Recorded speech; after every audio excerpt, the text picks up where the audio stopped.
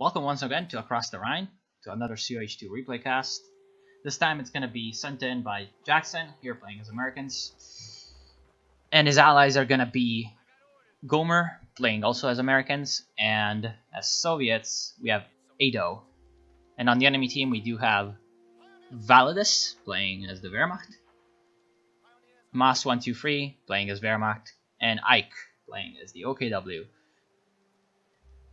So as the first units roll out on the field, Across the Rhine, quick recap, in case you haven't watched any of my other replays on it. 2 field points that are fairly well protected on both ends of the map, fairly close to each other's bases. Lots of contestable VPs, all pretty much in the middle of the map, and also fairly contestable munitions points. Even though they are slightly protected, they are still fairly close to each other's bases. So it looks like we do have immediately a fuel cache coming down from Gomer, who did go for 3 rear echelon squads.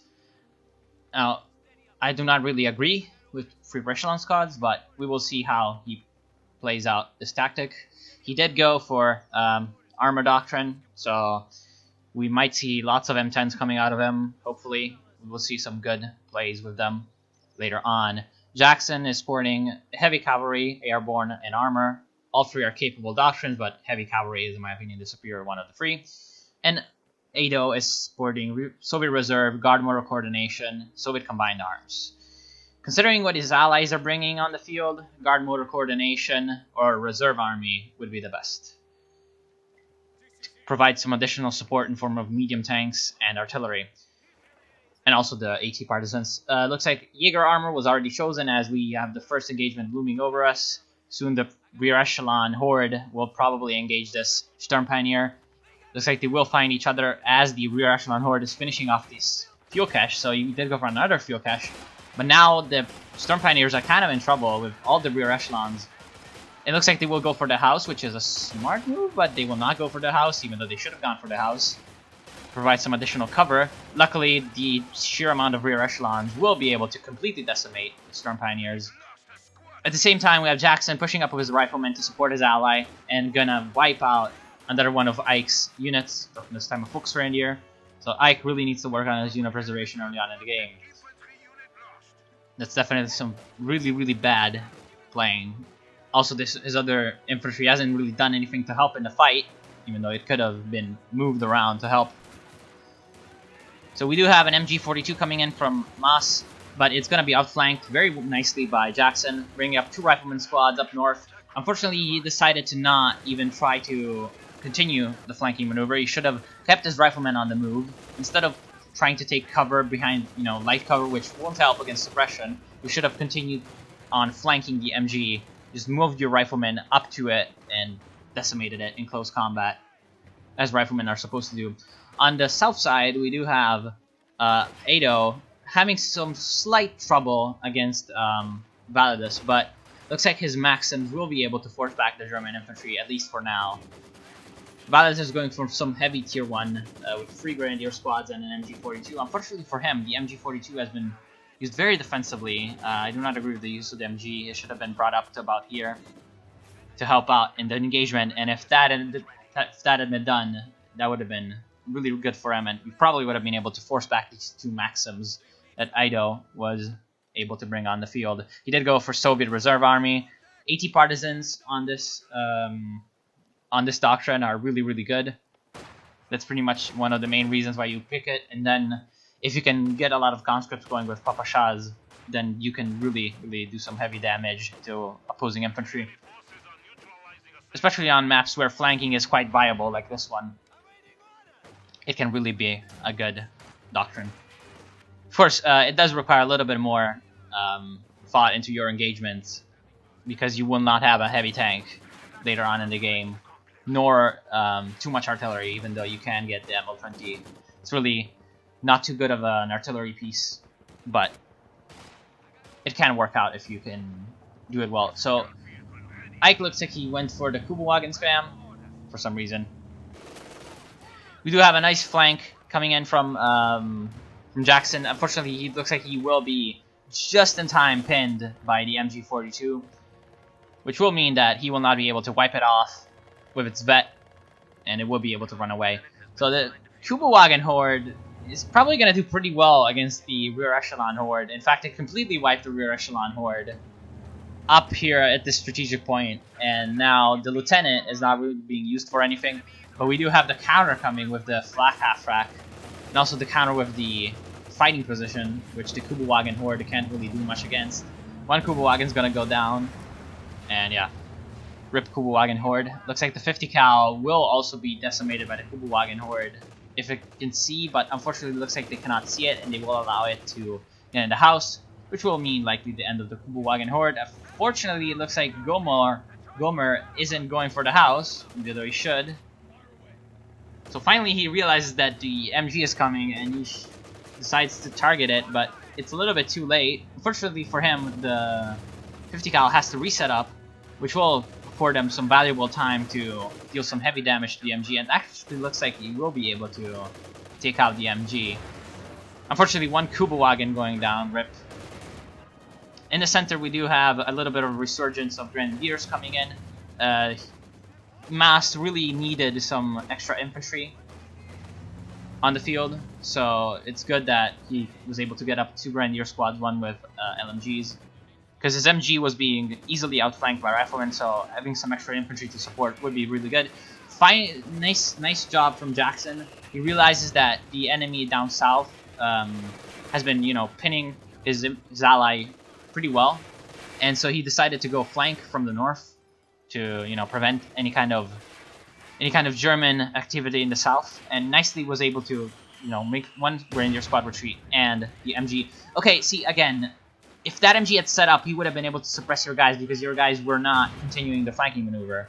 When you're flanking in these ways, you want to continue on and press the advantage when the enemy is confused and resetting up his MG. You don't want them to be allowed to set up and fire at your guys. You really want your flanks to be as fluid as possible. So unfortunately, because of the fact that Jackson decided to flank in the south, he also has 4 riflemen, which means that he's going to have a highly mobile, highly versatile force. Because he decided to go in the south, in the center, Mr. Moss here was able to regain some of the lost ground. He did go for German Mechanized Company, which isn't a very good company, but he can make pretty good use of the command tank and the artillery piece, if he so chooses. So the flak half-track is not being used correctly. The flak half-track should be reversed into the fight at all times, because obviously, it shoots from the back. Ike decided to quit the game, and the Kubawagen Horde is what I was looking for, and looks like it all died around here from the MG, which is quite hilarious.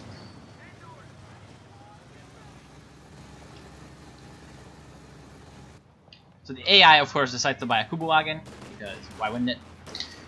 We do have a nice attack coming in from Jackson from 3 sides. Unfortunately, the MG was smartly positioned in the back, and it will be able to deal, pretty much uninterrupted damage and suppression onto the American infantry, because he was not able to suppress it nor flank it with his riflemen. Thanks to good positioning, he realized that he was getting outflanked by placing his MG here, so he decided to place it a little bit further back, just in case the enemy was going to flank from the north or the south. So that's good preventative play from Moss. He also decided to go for a sniper. The sniper can be a good idea, but not right now. In my opinion, it's not a good idea, because the Americans are using lots of infantry that can easily flank the sniper and, not take too much damage from it. So the ambulance actually decided to die from I do not know what. Looks like this MG42 was its killer. No. Yes, it does have a vehicle destroyed, so it was likely this MG42. We do have a Zis gun on the field from Ado. He is floating a little bit of manpower, but I do agree with his composition so far. One or two conscript squads are always important, especially in a doctrine like Soviet Reserve Army, where you can upgrade them just for anti-tank grenades and general versatile infantry support to your Maxims. A couple Maxims are good. Not too many Maxims isn't really that great, mostly because of the fact that if you get outflanked very hard, it starts to get hard to keep up with the enemy. Then a mortar is a pretty good idea, just in case the enemy uses lots of support weapons. Point proven. Here comes the MGs.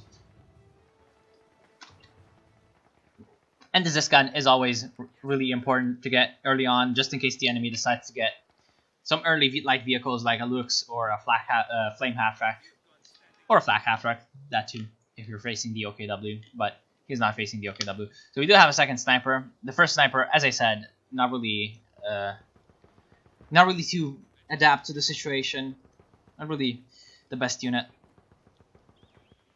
On the left side, we have the rear echelon Horde guy who doesn't have any rear echelons anymore. He decided to go for 2 AT guns, which is not a good idea. 1 AT gun is a good idea, 2 AT guns is a little bit overkill. He decided to go for both Lieutenant and Captain, which with Armor Doctrine is a good idea, because, of course, you know, he decided to activate the Major, which is really against what he was wanting to do. What he wanted to do was get lots of M10s out and save the fuel on his Major.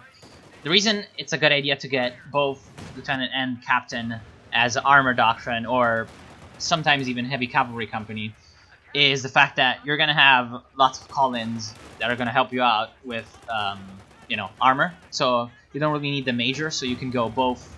You don't really need an early Major, so you can go both Captain and Lieutenant and get out lots of early game units that can help you out, and lots of support weapons that can help secure the ground that you obtain with said, you know, early game units like Flak Half-Track and Stuart.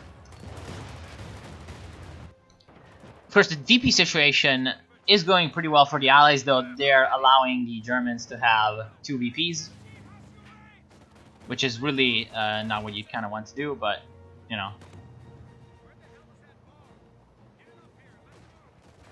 So we do have finally a little bit of a push for the VPs from Jackson. Jackson isn't floating that many resources. He looks like he isn't going for a Major. No, he is going for a Major. Yeah, it looked like from the field point. So we do have the Kubel wagon going down, and also the AI infantry being decimated. No surprise there. What right now the Germans can do is just try to hold off the center and the south from the enemy, which would be the best bet, because the north really, with an AI, there's really no point in holding off the north. Looks like, though, Gomer is going to waste his AT guns in a little bit of a stupid assault on the base, which might just allow the AI to capture some AT guns, which would be normally useful, but he has 2 Raket Inverters, the AI, so he doesn't really need the AT guns. But maybe one of the other German players can capture this AT guns. So, looks like we have a little bit of a failed assault in the center. The MG was able to suppress the riflemen, and no rifleman squad was able to flank successfully. Same time on the south, we had pretty big engagement between the 222 Scott Car and some Panzer Grenadiers from his ally Valdes against Ido's forces. And looks like Ido was able to take out the Scott Car, so that's a pretty decent pickup. Late Scott Car wasn't that good of an idea. The Scott Car was buffed in the last patch, but still, against AT guns, not really gonna be too survivable anymore. Anyway. So we do have some AT partisans being camouflaged over here, which is a pretty sneaky move. What I would suggest is actually camouflaging them around here and keeping them on hold fire, or maybe over here at this ambulance, keeping them on hold fire, and when some vehicle approaches, just blast it. He is floating a heck of a lot of fuel. He decided to get his tier 3, but not his tier 4. He will activate Rapid Conscription. He just unlocked it with his command points. Good idea to activate Rapid Conscription when you're in a big engagement like this. He is going to be able to get some free conscript squads out of this, likely. So it looks like actually the AT gun crew isn't affected by Rapid Conscription, so that's just a shame. Didn't actually know this, so that's good to know. One of the snipers did go down in some unknown circumstance. Looks like the AI is going to fight Gomer Sherman, and Gomer decided to fight against 2 Raket Inverters without getting HE rounds, which is obviously not a very good idea. For some reason, he does not want to reinforce his MG for some reason. I do not know why. Like, his Vet 2 MG is kind of his main asset right now, so he really needs it live. He's gonna go for a M8A1, which could be a good idea. So it looks like we do have a Sherman coming in from Jackson. That's a good idea. He really needs something to press his advantage as soon as possible. And again, I do not know why he's not loading high explosive, just like his ally. If he had high explosive on, this MG would be dead right now. And now if his high explosive was on, he would be able to, you know, deal heavy damage to this infantry force. He finally loads it, But, you know, it's a little bit too late as he is getting really decimated by the Shrek squad. He is not going to be able to take it out, but it was very close, and the Sherman could have died had it stayed in the situation a little bit longer. And mostly because of the fact that, you know, he really needed to load a Shi a little bit earlier to deal way heavier damage against the emplaced weapon and the infantry. In the south, the Soviet player, while he is preserving his force, he is not playing aggressively at all. He could be pushing up more aggressively and taking the points, because sitting right here is good and all, but you know, if it's not protecting any kind of resources, then it really doesn't serve any purpose. So that's why you really should push up. Of course, the VP situation is pretty good for the Allies anyway. They are holding on to the 2 northernmost points on the map, so that can still work out in their favor. We have a second Sherman coming from Jackson. Not sure I agree. I think a Jackson would be a better idea. Not only because it's your name, also because the Germans should be getting some heavy armor on the field soon. The OKW looks like he will go for some kind of truck. I do not know. I do not think actually he built any, like, ever. But, you know, looks like he will be able to finally set something up. So praise the AI for actually doing something. We do have a big infantry push from Jackson. He will be able to flank the MG with this Vet2 barred up squad. He will throw a grenade. Fortunately, he did not continue the flank all the way through. I do not know why you do not do this. He really needs to do this more to continue the flank outside of the arc. But he will be able to snipe the MG on retreat anyway. At the same time, we do have a reinforcing force from Maas here, and he is going to be able to deal some heavy suppression to the American infantry. Maas isn't floating many resources, but he also doesn't have many units, which tells me that the fact that he lost his snipers really hurt his infantry force. And he is going for probably phase 4. Yeah, he went for tier 3 for some reason. Even though he clearly got phase 3 and he wants to get tier 4 and get some heavy armor on the field. He for some reason decided that the best course of action was to get tier 3, which wasn't. It wasn't a good idea at all. He should have gone tier 4 and gotten a Panzerwerfer to counter Jackson's heavy infantry composition. Of course, right now he really needs a pack gun to counter the 2 Shermans. 2 Shermans will be able to deal heavy damage to the primarily infantry German contingent, both on the south side and on the center and on the north. Though the north does have 4 AT guns, you know, so that's going to be pretty bad for him. He should be pushing up more aggressively with the Shermans, perhaps getting his rear echelons upgraded with minesweepers to, you know, support the Shermans just in case there's any teller mines. Would be a really good idea, and just pushing up more aggressively, because right now the Germans don't really have any counter to the Shermans. First, he doesn't know that, but pushing up a little bit more aggressively can't really hurt. Looks like he is going to send 1 Sherman on a flanking mission to the south. Really good idea. He really needs to take out this MG that's been pestering his ally very, very heavily. Looks like he will be able to chase it down. Hopefully, he will be able to chase it down. I would chase the MG all the way through to the base and just try to take it out, because the Vet2 MG is really a high priority target, and it will be decrewed. We do have a Panzer IV coming in from Validus. Looks like Validus is the only one on the enemy team that's, you know, in any kind of way aware of what he needs to do. Of course, Maas is going to go for a Stug. Now,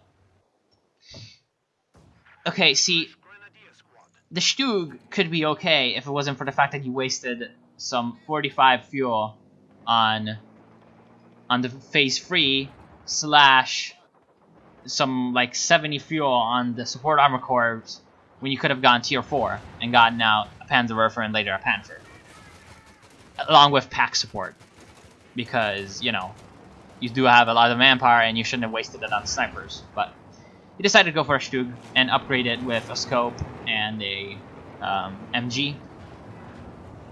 So I do not really know what he wants to be doing. Of course, he is going to be flanked really heavily by the 2 Shermans, which should be switching to armor piercing, and they are switching to armor piercing, along with the infantry horde of Jackson. Unfortunately, the infantry is going to be probably suppressed by this MG. Actually, no, because the MG was reloading, and the units will be able to kill it while reloading. You have a second Panzer IV flanking the infantry blob from the south, but it is not going to be enough to kill it very fast. We do have a Katyusha on the field. Katyusha firing on I do not know what, on allied vehicles for some reason. So we do have an anti-tank rifle grenade coming in. The bazookas aren't able to deal heavy enough damage to Panzer IV to follow up on the anti-tank rifle grenade. Unfortunately for the Germans, the fuel cache did go down, and the Shermans are rampaging through the back lines, and they will be able to probably take out this Panzer IV. If the second Sherman comes in to assist, it will be a certain kill, though it looks like the first Sherman is enough to take it out. It is going to penetrate one final shot and destroy it. Looks like the AI did go for a mechanized regiment headquarters, and he's probably going to buy a Sturm Tiger, hopefully going to buy a Sturm Tiger, and because even the AI can probably use the Sturm Tiger. It's just how easy it is to use. Unfortunately for Captain Jackson here, or why did I say Captain Jackson? What? Jackson here, his Sherman is going to go down from a well-timed Panzerfaust from the Grenadiers. On the south side, though, we do have a very timid push from Ado, who is playing very defensively for some reason. He did go for tier 4, and he does have a Katyusha, but for some reason he's not getting T-34s. If I was him right now, I would get a couple of T-34s. I could probably get 4 T-34s out on the field in 5 or 6 minutes, considering the amount of fuel you have. And if you got 4 T-34s on the field, you could probably just rampage into the base and kill everything. You have a Lukes on the field. It's kind of late, but the AI might be able to make some decent use of the Lukes against this Gomer M8A1 spam, which is very interesting, but he does have some bazookas on his infantry, so he's not completely defenseless against the Lukes, and he also has a M10. Looks like he will go for the base push, which might work, but probably won't. We'll see how his allies can capitalize on the fact that he probably will attract lots of attention from the Germans. In the center, it looks like Jackson will be mounting another assault. Unfortunately for him, the Stug is back, and the Lux is dealing some good damage to his infantry. The Lux will likely go down to the bazookas, though. At the same time, finally the fuel point is into control of the Soviets, who went for another conscript squad? No? What did he go for? What did he waste all his manpower on? Perhaps this extra partisan tank hunter. He really needs to get some T-34s out to, get him some pushing power, because right now he really isn't very versatile. He's a little bit of a rock. He can just stay in one place and never move. Whereas if he had T-34s, he could be both a rock and a snake, to use a really weird analogy. First, we do have a nice usage of smoke, but that will not be enough because there is still some line of sight on these riflemen. Sherman will be able to push up and deal some heavy damage to the MGs. Of course, he does have armor-piercing rounds loaded because he thinks the Stug is there, but the Stug has been reduced to half HP and is back for repairs, so he cannot assist in the fight. We do have Panzer Grenadiers coming up. They will be able to probably force back the Sherman with some heavy damage from the Panzerschrecks. Unfortunately for them, they are wiped out by a really lucky armor-piercing round snipe from the Sherman. It takes out 2 models and leaves the other model at 1 HP and gets sniped by the Bar Blob. Of course, Stug is also getting his snipe game on, sniping lots of riflemen from long range. We do have Panzer Grenadiers standing at long range against Bar Riflemen, which is not a very good idea. The Panzer Grenadiers should be moving at short range and trying to eliminate what is left of this infantry force. The ambulance looks like it will go down because it's being forgotten about. Ambulance has really, really low acceleration, but pretty good top speed. So, in terms of escaping this kind of situation, it will. Oh, so this is what he used all his manpower on. It is an artillery piece, which is firing on here, but it will not do very well because there's nothing there anymore. The infantry is all moved up, which is why I say that this artillery piece really isn't all that good. It's really, really unreliably unversatile, which is not a word, but we do have Panzer Grenadiers moving up to try and take it out. A few grenades will probably be able to decrew it, and a few Panzerschreck shots will be able to destroy it. Fortunately for the Soviets, looks like the Panzerschrecks are being targeted on the captain for some reason instead of the artillery gun, which will mean that it is only decrewed and will likely be able to be recrewed by either either the Americans or the Soviets. Though it looks like Gomer did call down the RNG RD on the area, which might actually destroy the artillery piece, because the RNG RD has really long or really wide area of action. So it looks like it's only taken out world bunkers. So the flanking force from the Americans is doing nothing. Looks like the assault on the base predictably failed. And the AI is able to regain the northern victory point and possibly soon the northern fuel point, which is quite ridiculous. There's really no excuse for losing to an AI, honestly. It's kind of sad. So it looks like Jackson does have plenty of infantry, and you will be able to deal some blows to the AI.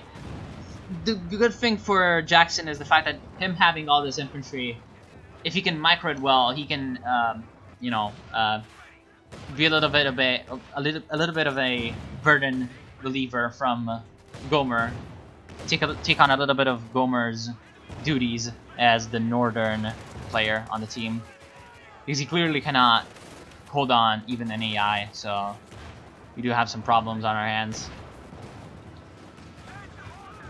So we do have the Sherman on the center. It's a lot, still up to 13 kills, still alive. Vet 1. Fortunately, it looks like it will die if it does not retreat soon enough. And it will be destroyed and abandoned with a destroyed engine. I believe every tank now gets a destroyed engine once it's abandoned. So it looks like the Stugs with the MG upgrades will be able to also force back the veteran riflemen, along with a Panzer IV to support. But we do have the artillery piece going to fire on the Stugs and not deal any kind of damage, despite the fact that it hit them completely dead center. So I do not know what's up with that. Usually it does a lot of damage to vehicles. We do have the Panzer Grenadier spam from Valdez, which is not really doing all that well, because he really needs to play a little bit more aggressively with them. Panzer Grenadier is finally able to destroy the artillery piece, so that's 600 manpower down the drain. When he really needs to get some T-34s out, he's getting an Su-85 for some reason. I mean, you do not see that many... Oh, nice shot from the AT gun before it's decrewed. You're not seeing that many... Also, nice use from the AI of the Storm Pioneers to repair the Sherman. You're not seeing any German heavy armor on the field, and if you have been paying attention to, you know, commanders, you should know that there's no Tiger coming. Because you have seen the, whatchamacallit.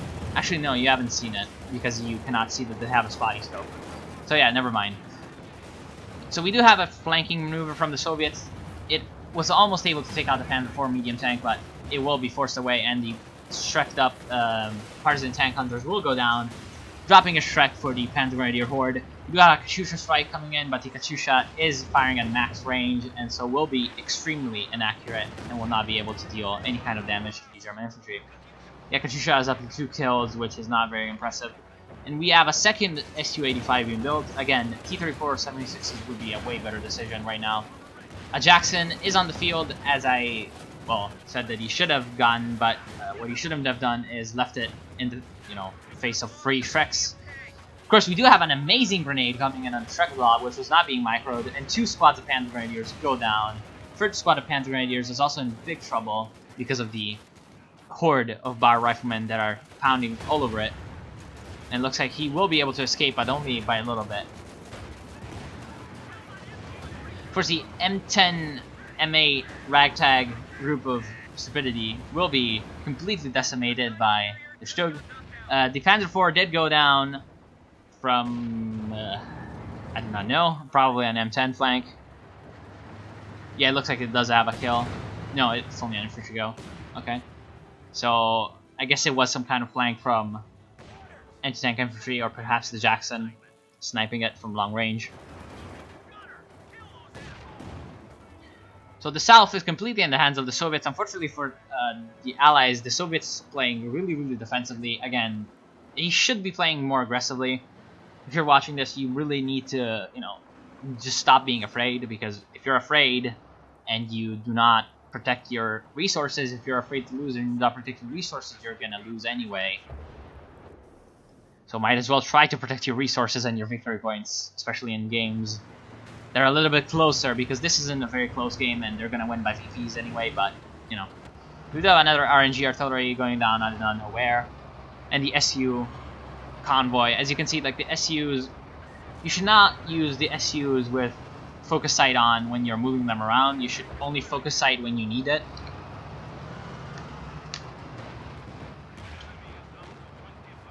And I see what he's doing. He's using only one SU on focus sight, and the other one, he's keeping it without focus sight, which is to say that he wants to have it be faster. But the problem with that is that if you're moving them together, they will move at the same speed if the first one is in the front of the other one.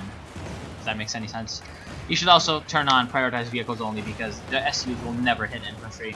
And if they will hit it once every 15 times and, you know, not deal that much. Looks like Gomer finally decides that Rifleman might be a good idea. 30 minutes into the game, he gets 5-6 Rifleman squads, when he should have gotten some Rifleman squads a little bit earlier. So Jackson did go for some decent unit preservation this game, which I can definitely agree with. Of course, what he could have done better is the fact that going for a second and then third Sherman is really not that great of an idea. He really should have gone for a Jackson a little bit earlier, and then gone for perhaps Heavy Cavalry Company, which he does have resources for a Pershing, and gone for a Pershing. Because when you're late game and you do not know what kind of doctrine to pick, just pick the better late game doctrine with the heavy tank.